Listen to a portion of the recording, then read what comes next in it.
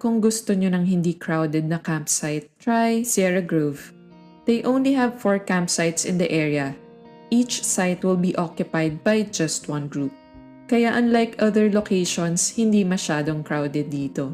When we stayed here, walang ibang campers kaya solo namin yung lugar. It was so peaceful and quiet.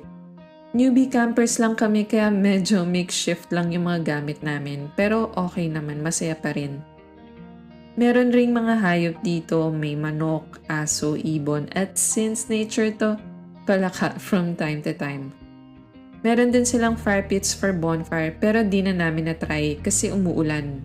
Meron ring campsite na may kubo, okay lagyan nyo ng tent for overnight stay.